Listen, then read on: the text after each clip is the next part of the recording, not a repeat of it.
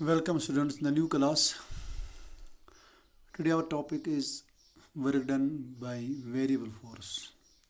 तो कल हमने पढ़ा work done by constant force. तो हमने देखा that work done is equal to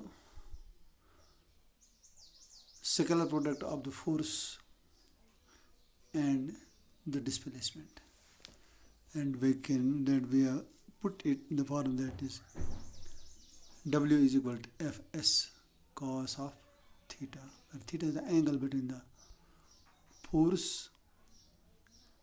and the displacement. तो आज हम पढ़ेंगे work done by the variable force.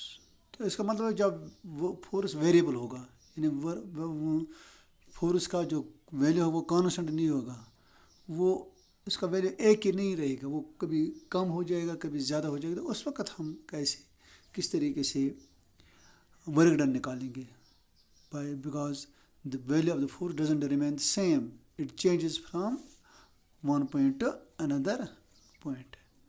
तो इसके लिए हम क्या करते हैं, हम लेते हैं that let the body be displaced through a distance x under the variable force f. तो अगर हम इसके दरमियान ग्राफ डालेंगे तो हम ले लेंगे displacement x along x axis और फोर्स ले लेंगे अलॉन्ग y एक्सिस. तो जब हम ग्राफ डालते हैं तो हमारा ग्राफ आता है AB, कैपिटल AB. तो अगर हम वर्क डन निकालना चाहेंगे तो पहले हम क्या करेंगे,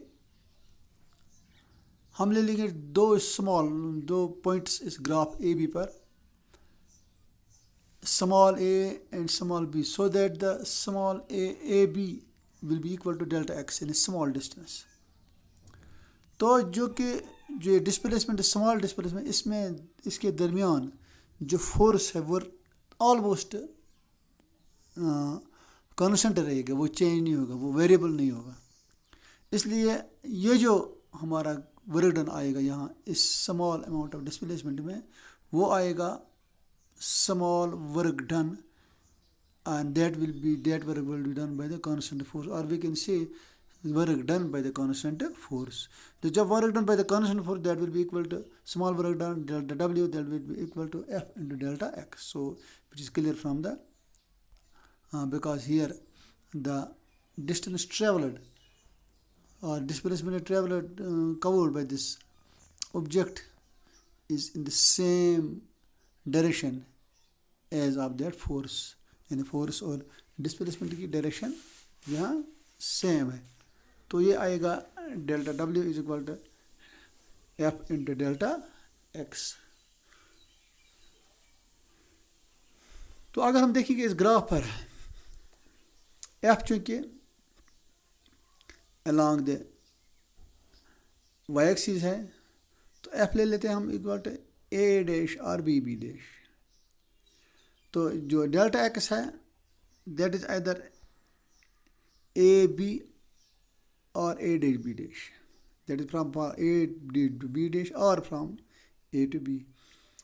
तो इसका मतलब है अगर हम एफ इंटू डेल्टा एक्स दे देंगे तो एफ इंटू डेल्टा एक्स मतलब हो गया ए डैश और B dash multiplied by A B और A dash B, that will be equal to area of A B dash A dash. तो इस तरीके से हमें ये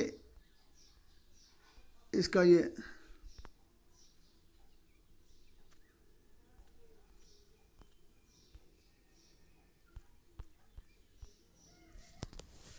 मिल गया.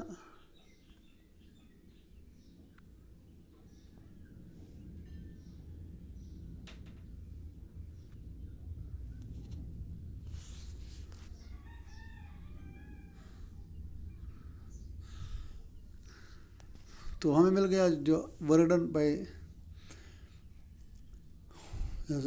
Small work done with the help of the constant force for which the distance travel is only delta x. अगर हम अब ये ऐसा चाहेंगे, हम निकालना चाहेंगे total amount of work done.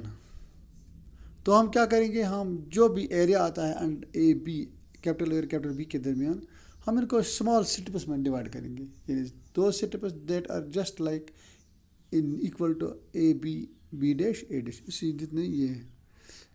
तो हम क्या करेंगे, जब हम इनको डिवाइड करेंगे इन स्ट्रिप में, the total amount of work done will be the total number of strips, जितने स्ट्रिप को हम ऐड करेंगे, तो that mean W will be equal to summation of F delta x, because all the strips are just like F delta x, that mean total area between A and B.